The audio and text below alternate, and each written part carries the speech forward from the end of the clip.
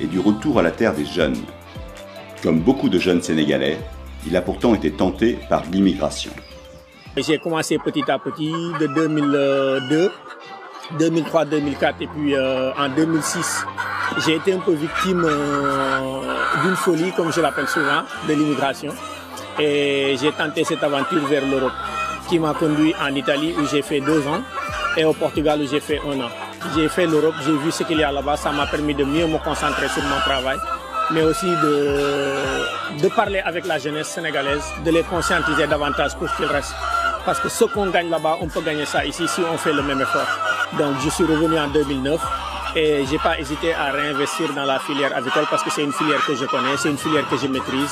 À son retour d'Europe, il a bénéficié d'un important prêt familial qui lui a permis d'acquérir un terrain et de construire ses poulaillers.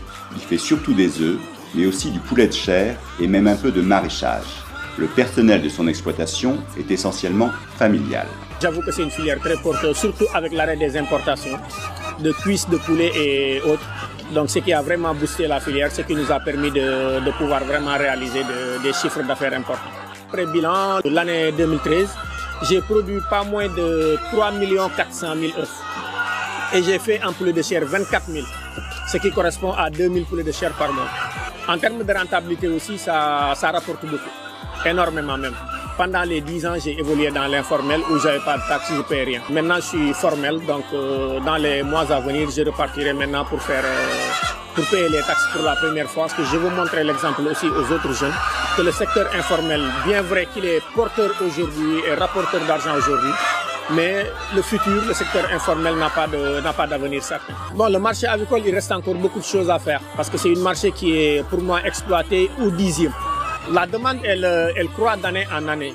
Si je reprends les statistiques, en 2005, au Sénégal, on avait produit dans plus ou moins 4 à 5 millions de poussins, chers produits au niveau du pays. En 2012, on a atteint presque la barre des 20 millions de poulets ou de poussins produits. Ce qui veut dire qu'en 7 ans, on a quintuplé notre capacité de production. Donc la demande, elle est là. Mais surtout dans le cadre de la valeur ajoutée, la transformation du poulet, la transformation des œufs. Donc il y a encore beaucoup de choses à faire. Notre objectif, c'est de produire en quantité mais en qualité pour le consommateur sénégalais. Et il y a un autre marché, c'est le marché de la CEDEAO qui est là. Parce qu'on le sait, les autres pays africains ne produisent pas autant. Donc pour nous, Sénégalais qui avons la possibilité de produire, c'est un marché africain qui est ouvert pour nous et on a beaucoup de choses à gagner. Il y a beaucoup de marge de manœuvre. Le climat sénégalais est en effet plus adapté à l'aviculture que ce moins tempéré de ses voisins d'Afrique de l'Ouest. Par ailleurs, la faiblesse des précipitations de ces dernières années a diminué l'offre du bétail et entraîné une demande accrue de produits avicoles. La filière attire ainsi de nouveaux acteurs. On a assisté à l'arrivée d'autres industriels au niveau de la filière avicole. Les provandiers, ils étaient à l'époque au nombre de 2, aujourd'hui ils sont entre 6 ou 7. Les accouveurs, ils étaient au nombre de 5, aujourd'hui c'est une quinzaine qu'on retrouve.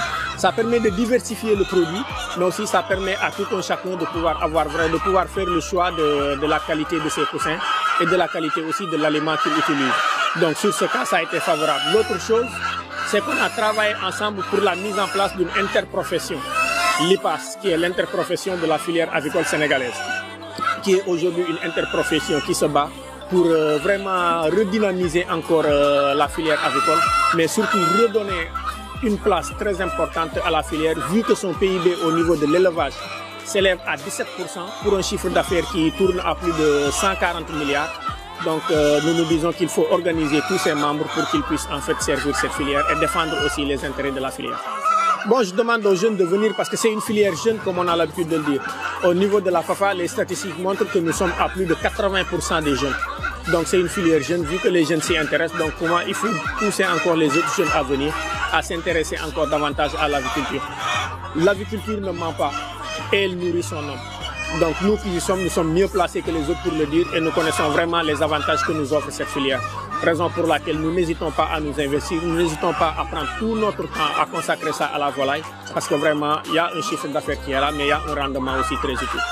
Mes projets pour l'avenir, c'est encore accroître ma production, mais aussi réunir le maximum de jeunes possible autour de la filière avicole. Je compte vraiment booster les jeunes, mettre en place un cadre de concertation pour la prise en compte des préoccupations des jeunes.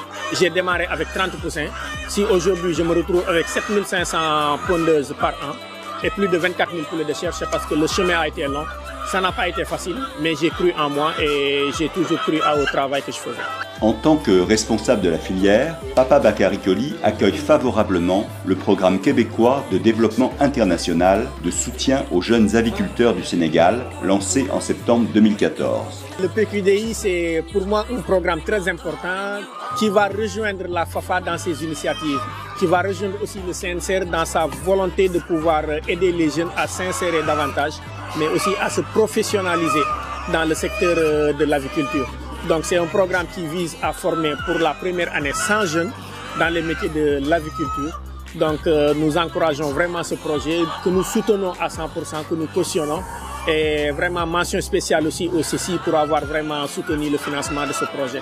Donc à long terme, d'ici un an, vous verrez vraiment des jeunes qui vont sortir professionnels, qui connaissent le métier de l'aviculture et qui oseront s'investir davantage dans l'aviculture pour rentabiliser leurs produits, mais aussi pour sécuriser leur production. Et ça, nous croyons que c'est quelque chose qui va aider les jeunes à mieux s'insérer encore dans le tissu avicole sénégalais.